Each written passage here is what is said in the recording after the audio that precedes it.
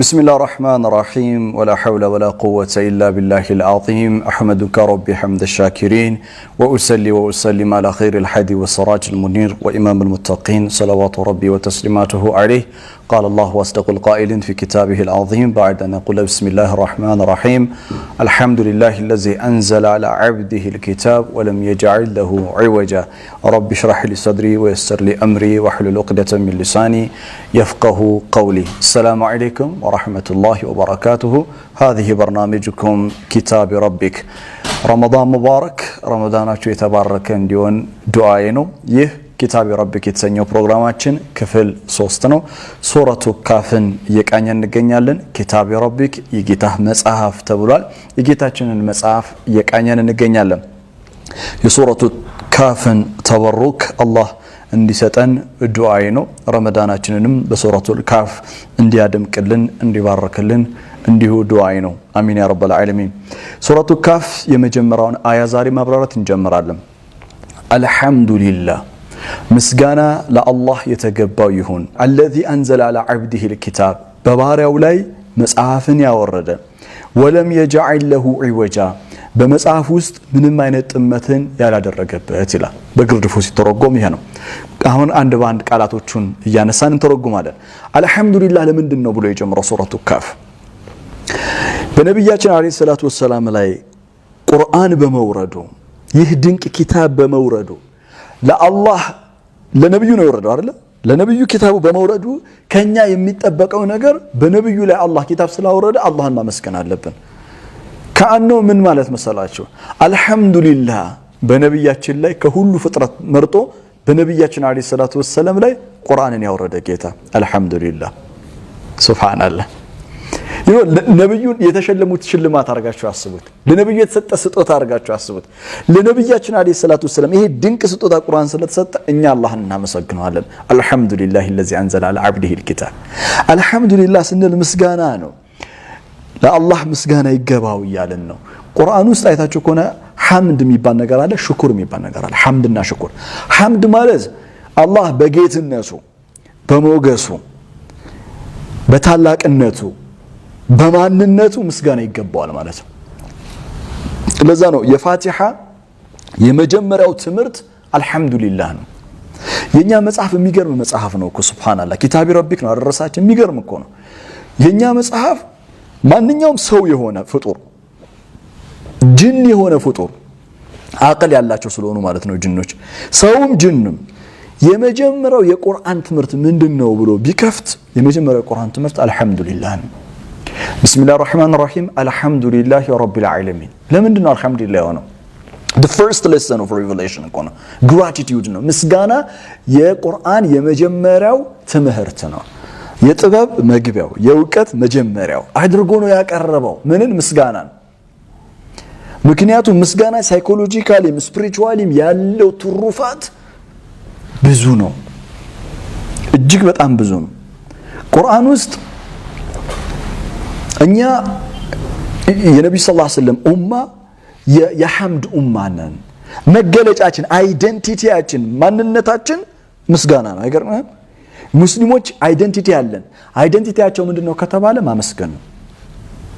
በየትኛውም ሐል ውስጥ ሆነን ከኛ አንደበት የሚሰማው ነገር ምስጋና ነው አልহামዱሊላህ ረብል ዓለሚን በቀን 17 ጊዜ ነው ፋቲሃን ቀርተን 5 ጊዜ ሰላት እንሰግድ አልহামዱሊላህ ብለን አላህን እናመሰግነው ለምን የኛ አይደንቲቲያችን ማንነታችን ምስጋና ስለሆነ ቁርአን ውስጥ ሐምድ አለ ሽኩር አለ ብያቸዋለሁ ሐምድ በጌትነቱ የሚገባው ነው ሽኩር ምንድነው ዳይመን ሽኩር يتعلق بالنعمه ሁሉ ጊዜ ስለ ሽኩር ቁርአን ውስጥ ካያችሁ ከሆነ ጸጋ ጋር የተሳሰረ ነው ሽኩር ከጸጋ ጋር የተሳሰረ ሆኖ እናገኘዋለን ምሳሌ ልስጣችሁ ሱረቱ النحل ቀርታ ሱረቱ النحل ምዕራፍ 16 ቁጥር 78 ላይ ሄዳችሁ والله اخرجكم من بطون امهاتكم لا تعلمون شيئا ምንም የማታውቁ ስትሆኑ አላህ እናንተን ከናታችሁ ማህፀን አወጣችሁ ይላል لا تعلمون شيئا ምንም የምታውቁ ነገር አልነበረም وجعل لكم السمع መስሚያ ጆሮን አረጋላችሁ والابصار መመልከቻ አይንን አላህ አደረገ والافئده ማስተዋያ ልቦናን አረጋላችሁ لعلكم غايه ምንድነው መጨረሻው لعلكم ተሽኩሩን እንድታመሰግኑ አያችሁ ለዓለኩም ተሽኩሩን ያለው ሽኩር ምክንያቱም ስለ ኒዕማ ስለነገረን ምንም ነገር ማናቅ ስንሆን ከእናታችን ሆድ ያወጣን እሱ ነው ኒዕማ ነው መፈጠራችን ኒዕማ ነው ህይወት ኒዕማ ነው ህይወት ጸጋ ናት መስማት ጸጋ ነው ማየት ጸጋ ነው በልቦና ማስተዋል ጸጋ ነው ለዚህ ሁሉ ጸጋ ደግሞ ከኛ የሚጠበቀው ሽኩር ነው ለዓለኩም ተሽኩሩን አለ ሱብሃንአላህ it's beautiful ነው ሽኩር ነው አሁን ተመልከቱ ቢስሚላሂር ረህማኒር ረሂም አልহামዱሊላሂ الذي انزل አወረደናል ያወረደ على عبده በባሪያው ላይ الكتاب በባሪያው ላይ ያላቸው ነብያችን ነው አለይሂ ሰላቱ ወሰለም لم يقل انزل على نبيه او انزل على رسوله او انزل على حبيبه አላለም አላህ እንደዛ በመልእክተኛው ላይ በነብዩ ላይ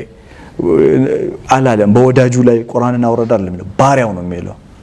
ባሪያ ነው it's beautiful ነው በባሪያው ላይ መጽሐፍን ያወረደ ነው you know the concept of slavery ይሄ የዑቡድያ ኮንሴፕት ቁርአን የሚገርም ኮንሴፕት ነው ያለው ነብያችን አለይሂ ሰላቱ ወሰለም አንዘላ على عبده الكتاب የሚለውን ያብራራ ነው ነብያችን አለይሂ ሰላቱ ወሰለም አላህ ዘንድ ትልቅ ማዕረግ ያላቸው ትልቅ የሰጣቸው ታይትል ባሪያ የሚለው ነው ባሪያ የሚለው ከነብይነት ከረሱል የበለጠ አላህ ዘንዳ ተወዳጅ የሆነው መጠሪያ ለነብዩ ሰለላሁ ዐለይሂ ወሰለም ባሪያ የሚለው ነው አብዲ ነው አንዘላ على عبده ሱብሃንአላህ ለዛ ነው በጣም ወሳኝ የሆኑ የቁርአን ጥቅሶች ላይ ነብዩ ሰለላሁ ዐለይሂ ወሰለም በተመለከተ አላህ ባሪያ ብሎ ነው የሚያወሳቸው ሱረቱል ኢስራን ተመልከቱ ሱረቱል ኢስራ ከሱረቱ ካፍ ጎረቤት ነው ምዕራፍ 17 ላይ ሲጀምር ምን ይላል ቢስሚላሂር ረህማኒር ረሂም ሱብሃነለዚ أسرى بعبده ليلا من المسجد الحرام إلى المسجد الأقصى ጥራት የተገባ ይሁን ባሪያውን ከቤተ الحرم ወደ ቤተ المقدس በሌሊት ጉዞ እንዲያደርግ ያደረገው ጌታ ጥራት ይገባው ማንን ባሪያውን ሱብሃነለዚ أسرى بعبده ነው የሚለው ነብዩ ሰለላሁ ዐለይሂ ወሰለም ወደ ላይ ከፍ ብለው ኢስራ ወልሚዕራጅ ሲያደርጉ ባሪያ ነው የተባሉት ከዛም እኮ ወደ ላይ እኮ ሄደው ምንድነው ይዘው የመጡት የመጨረሻ ሱረቱል ካፍ ሁለት አያቶችን አይደል ይዘው የመጡት ስለዚህ ሪቪሌሽን ተቀብለው ነው የመጡት የቁርአን አያቶች ተቀብለው ነው የመጡት ሚዕራጅ ካደረጉ በኋላ ሲመለሱ አያቶች ይዘው ነው የመጡት ስለዚህ አያቶችን ለመቀበል ወደ ላይ ከፍ ባሉ ጊዜም ባሪያ ተባሉ ኪታቡ ራሱ ተጉዞ ደግሞ ወደሳቸው በመጣ ጊዜ አልহামዱሊላሂ الذي انزل على عبده በባሪያው ላይ ያወረደዋል ኪታብ ሊቀበሉ ወደ ላይ ከፍ ሲሉም ባሪያ ናቸው ኪታቡ ራሱ ወደሳቸውም ሲመጣ ባሪያ ናቸው ለዛ ነው ሱረቱል ነጅም ምዕራፍ 53 ቁጥር 10 ላይ فاوحى الى عبده ما اوحى الى ሚዕራጅ ካደረጉ በኋላ ያው ሱረቱል ነጅም ሚዕራጅ ማድረጋቸው ነው የምታወሳው ሱረቱል ኢስራ ደግሞ የመጀመሪያው አያ የሚያወራው የሌሊቱ ጉዞ ከቤተል ሐረም ወደ ቤተል መቅዲስ ማድረጋቸው ነው ስለዚህ ነጅም ላይ ሚዕራጅ ማድረጋቸውን ሲገልጸን አላህ ሲገልጽልንና ሚዕራጅ ባደረጉበት ጊዜ ከጌታ ዘንድ ወህይ ሪቪሌሽን እንደተሰጣቸው ሲነግረን فاوحى الى رسوله فاوحى الى نبيه አይደለም የሚለው فاوحى الى عبده ما اوحى አይገርማችሁም በዛ ሐድራ ከሲድረተል ሙንተሃ በኋላ ባለው ሐድራ ሆነው ባሪያ ብሎ ነው የጠራቸው የሱረቱል በቀራ ሁለት አያቶች 285ኛው እና 286ኛው አያቶች ይዘው የመጡት እዛ በወረደላ በዛ በተሰጣቸው መለኮታዊ መገለጽ ነው ለማንኛውም አልከላም ምን ከንግግሬ መቅሰድ መፈልገው ነጥብ ምንድነው ትልልቅ ጉዳዮች ላይ አላህ ነብዩን ባሪያ ሲላቸው እናያለን ለምሳሌ ሱረቱል ፉርቃንን ይሁት ምዕራፍ 25 ቁጥር 1 ላይ ተባረከለዚ ነዘለ الفرقان على عبده በባሪያው ላይ ፉርቃንን ያወረደው ጌታ አያችሁ ስለዚህ ባሪያ ተብሎ ነብዩ ሰለላሁ ዐለይሂ ወሰለም አላህ ዘንድ መጠራታቸው it's a very unique የሆነ ልዩ የሆነ ታላቅ የሆነ ማዕረግ ነው ለዛ ነው እኮ ለአላህ እኛ ለአላህ ባሪያ ስንሆን ነፍሳችን ከእስር ነፍሳችን ከፍጡር ባርነት ነፃ ነው የምትወጣው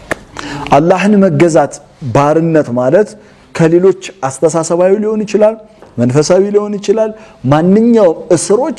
ነፃ መውጣት ነው ነፃ መውጣት ያለው የሰው ልጅ ነፃ የሚወጣው ጂኒም ሆነ ሰውም ነፃ መውጣት የሚችለው አላህን የተገዛ ቀን ነው ለአላህ ባሪያ የሆነ ጊዜ ነው ለነብያችን አለይሂ ሰላቱ ወሰለም አላህ ያልተማሩ ናቸው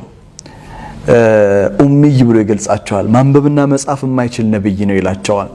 هو الذي بعث في الأميين رسولا منهم نبي صلى الله عليه وسلم የተላኩበት ማህበረሰብም illiterate ናቸው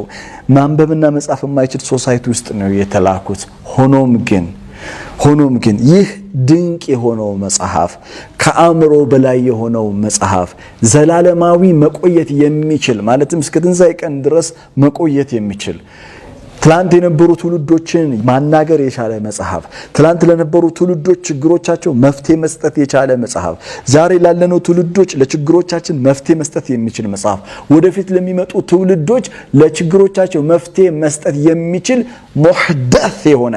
አዲስ የሆነ ሁሉ ጊዜም ተጽኖ አዲስ የሆነ ሐሳቦቹ አዲስ የሆነ መንፈሳዊ ስጦታዎቹ አዲስ የሆነ አእምሮ መባረኩ አዲስ የሆነው መጽሐፍ ለነብዩ ሰለላሁ ዐለይሂ ወሰለም የወረደው ነብዩ ሰለላሁ ዐለይሂ ወሰለም የተማሩ ስለነበር አይደለም ነብዩ ሰለላሁ ዐለይሂ ወሰለም ዲፕ ፊሎሶፊካል ቲንኪንግ የነበራቸው ሰው ስለሆነ አይደለም ወይም ነብዩ ሰለላሁ ዐለይሂ ወሰለም ፖለቲካል ፓወር በቁረይሾች ውስጥ ስልጣን የነበራቸው ሰው ስለሆነ አይደለም ወይም በማህበረሰብ ውስጥ ገዢ ስለሆኑ አይደለም በሐሳባቸው በንግግራቸው ማህበረሰብን ይገዙ ስለነበርም አይደለም ባጭሩ it has nothing to do with the worldly matter ዓለማዊ ጉዳይ ጋር የተያያዘ አይደለም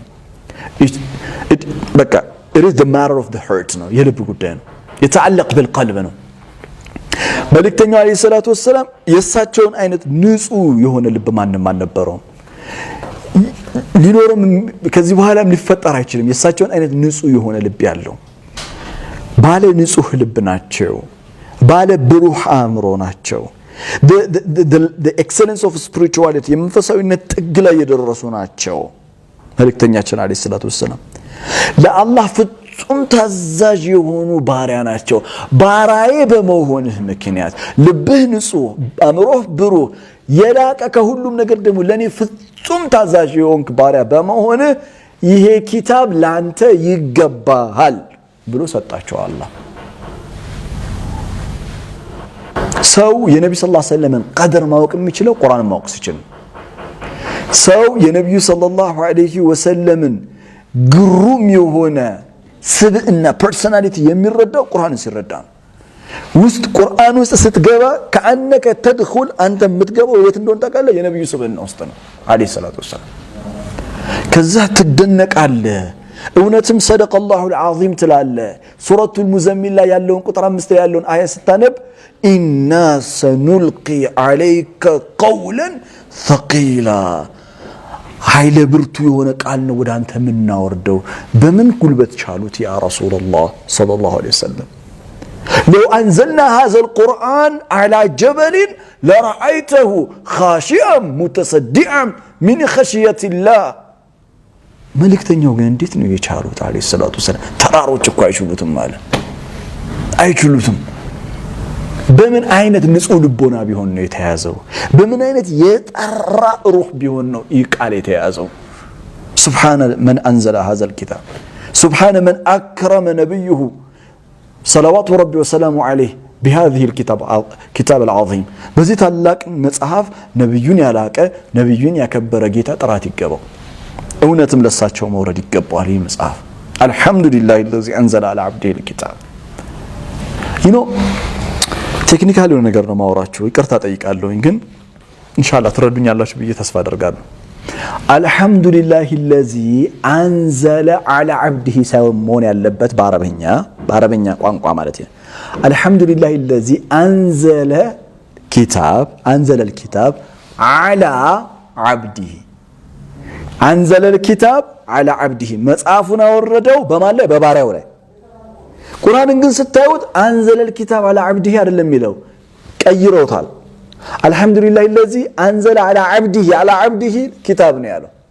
ከኪታብ ያስቀደመው ባሪያ የሳቸውን ባርነት ነው ምን እንደሚያሳይ ታውቃለህ ከኪታቡ በፊት እሳቸውን መጥቀሱ የሳቸው ባርነት ይደንቃልን ይያለ ነው አላህ የሳቸው ባርነት ግሩም ነው ይያለ ነው ኪታቡን ከመጥቀሴ በፊት በሳቸው ላይ የወረደውን ኪታብ ከመጥቀሴ በፊት ስለሳቸው ላውራህ እያለ ነው። ስለሳቸው ደግሞ ሳውራ ስለ ነብይነታቸው ስለ መልእክተኝነታቸው አይደለም፣ ስለ ባርነታቸው፣ ስለ ድንቅ መንፈሳዊ ኃይላቸው the power of his spirituality የነብዩ ሰለላሁ ዐለይሂ ወሰለም የመንፈሳዊነት ጉልበቱን ነው የሚያስረዳ። አልহামዱሊላሂ الذي انزل الكتاب على عبده ነበር ምን ጠብቀው ቀየረው አላህ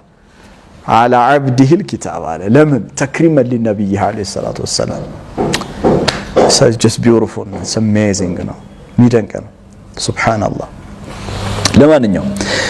አልহামዱሊላሂ الذي انزل على عبده الكتاب ولم يجعل له عوجا የሚለውን እናብራራ ባጭሩ። ولم يجعل له عوجا ማለት እንተረጉመው ባጭሩ መጀመሪያ በውስጡ ምንም አይነት ጥመት አላደረገበትም ማለት ነው። ግን ምን ማለት ነው? በመጽሐፍ ውስጥ ምንም አይነት ጥመት አላደረገበትም ማለት ምን ማለት ነው? ولم يجعل له عوجا እናብራራው። it's a very deep concept ነው፣ በጣም ጥልቅ የሆነ እሳቦት ነው። ولم يجعل له عوجا في اللغة العربية اعوج ማለት اعوجاج በአረበኛ አንድ ነገር እንደዚህ እየሄደ ያለ ከዛ በኋላ ዞር ማለት ነው። የሆነ ቦታ ላይ መጣመም ነው። ኦኬ ቀጥ ያለ ነገር ከዛ ሲጣመም عوج ይባላል። ለምሳሌ رجل فيه عوج او في كلامه عوج እንላለን في اللغة العربية። ሰውየው ሲናገር عوج አለበት ማለት ንግግሩ በሙሉ የተምታታ ነው፣ የተወሳሰበ ነው፣ ክሊር አይደለም። የሆነ ነገር ይጀምርና ሌላ ነገር ውስጥ ይገባል። አንዳንድ ጓደኛ ላየም ባንበው 30 ደቂቃ ቁጭ ብላችሁ አወራታችሁ 30 አጀንዳ ነግረዋል። عوج አለው في كلامه عوج ነው። ይህ መጽሐፍ عوج የሚባል ነገር የለውም ይላል። ምን ማለት ነው? በመጽሐፉ ውስጥ ውስብስብ የሆነ ላንተ ግራ የሚያጋባ ነገር የለም። ለምን? ቢስሚላሂር ረህማኒር ረሂም አሊፍ ላም ራ ኪታቡን أحكمت آياته ثم فصلت سورة الحج ምዕራፍ 11 ቁጥር 1 ላይ ይህ መጽሐፍ ኪታቡን أحكمت آياته አያቶቹ ዌል ኦርጋናይዝድ የሆኑ ናቸው። አንዱ አያ ከሌላኛው አያ ጋር ሲከታተል እርስ በርሱ በጣም ቢዩቲፉል የሆነ ፔይንቲንግ ያለው በጣም ቢዩቲፉል የሆነ ስትራክቸር ያለው የሚያምር ህንጻ ዲዛይን የተደረገ አርኪቴክቸራል የሆነ ነው። በውስጡ عوج የለበትም። ولم يجعل له عوجا። ሌላው عوج ማለት ፊገራቲቭሊ ካየነው ፊገራቲቭሊ ወይም በፈሊጣዊ ንግግር ምን ማለት ነው? በዚህ መጽሐፍ ውስጥ ያሉ ፕሪንሲፕሎች ቁርአን እሴቶች አሉት እንደምታውቁት። በመጽሐፍ ውስጥ ያሉ እሴቶች የሞራል አስተምሮቶች አይቀየሩም። ዓለማችንን ካየነው ግን ዓለማችን ሁሉ ጊዜ እየተቀየረች ነው። የዓለም ፍልስፍና ይቀየራል፣ የዓለም ፖለቲካ ይቀየራል፣ የዓለም ማህበራዊ ህይወት ይቀየራል፣ የዓለም ባህላዊ ህይወት ይቀየራል። በእርግጠኝነት የምነግራችሁ የዛሬ 30 ዓመት አሁን የምታቋት ኢትዮጵያ አትሆንም። በሁሉም አይነት አስተሳሰብ ይቀየራል። ለምን? it's the nature of the world ነው፣ የዓለም ባህሪው ነው፣ ጸባዩ ነው። የዛሬ 50 ዓመት ሌላ አይነት ኢትዮጵያ ነው የምታዩት። ወደ ኋላ መለስ ብለን ሀገራችንን ብናይ በሁሉም አይነት እሴት እኮ ነው፣ በሁሉም አይነት አስተሳሰብ የዛሬ 100 ዓመትና አሁን ያለንበት አንድ አይደለም፣ ተቀይሯል። የዛሬ 100 ዓመት የነበሩ ወጣቶችና አሁን ያለው ወጣት አንድ አይደለም። አስተሳሰቡ፣ ላይፍ ስታይሉ፣ ኢቭን ጸጉር አቆራረጡ ራሱ ነገሮች ይቀየራሉ። ዓለም በሚቀየርበት በፍጥነት ሁሉ ነገሮች በሚቀየሩበት ዛሬማ ሞራሊቲ የሚባለው ይሄ ስብዕናችንን በተመለከተ morality has been changed through time። በጊዜ ሂደት even morality እየተቀየረ ያለበት ዘመን ነው። ብዙ ነገሮች እየተለወጡ ነው። ቁርአን ወለም يجعل له عوجا ማለት ምንም እንኳን ፖለቲካዊ ለውጥ ቢኖር በአለም ላይ ማህበራዊ ለውጥ ቢኖር አስተሳሰባዊ ለውጥ ቢኖር ፍልስፍናዊ ለውጥ ቢኖር ባህላዊ ለውጥ ቢኖር ቁርአን ግን እሴቶቹን ሞራላዊ አስተምሮቶቹን ቴዎሎጂውን ማለትም ስለ መለኮቱን ስለ ስነ መለኮት የሚያስተምረው በሌላ አባባል ስለ አቂዳ ስለ ሸሪዓውን በተመለከተ has no deviation አይወጅ የሚባል ነገር የለም። ወላጆችህን አክብራቸው የሚል አስተምሮት በኖህ ዘመን ነበር። ይሄው በ2000 ምናምን በእኛ ዘመን የሚሰራ አይቀየርም፣ ተመሳሳይ ነው። አሁን እኮ ዘመኑ ተቀይሯል፣ ወላጅና እኮ ልጅ እኮ እኩል ማውራት የሚችሉበት ዘመን ጀምሯል ተብሎ አይቀየርም። ታይም ስለተቀየረ አስተምሮቱ እሴቱ የሚቀየር አይደለም። ታይምለስ የሆነ በጊዜ የማይገደብ እሴታዊ አስተምህሮቶች በጊዜ የማይገደብ ስልጣኔ ስለተቀየረ ተብሎ የማይቀየር ፍልስፍናዊ ሐሳብ ተቀይሯል ተብሎ የማይቀየር የሆነ መጽሐፍ ነው ወለም يجعل له عوجا ታዲያ ይሄ عوج የሌለበት መጽሐፍ ሰዎችን ወዴት ይመራል ካልከኝ ቀይመን ቁጥር 2 ላይ በሚቀጥለው ክፍለ ጊዜ ስንመጣ ኢንሻአላህ ቀይመን የሚለው ምን እንደሆነ እናብራራለን عوج የሌለበት መጽሐፍ አላህ ስለሰጠን ውስጡ ያልተዘበራረቀ ሐሳቦቹ የማይፋለሱ ይልቁንም ውብ የሆነ ስትራክቸር ያለው የሆነ መጽሐፍ ስለሰጠን አላህ ይህ መጽሐፍ ዘመን ተሻጋሪ የሆነ እኛንም የሚያሻግር የሆነ መጽሐፍ አላህ በባሪያው ላይ አውርዶ ለኛ በውርስ መልክ ስለሰጠን የምንለው አንድ ነገር ነው አልহামዱሊላሂ الذي انزل على عبده الكتاب ولم يجعل له عوجا بارك الله لي ولكم والسلام عليكم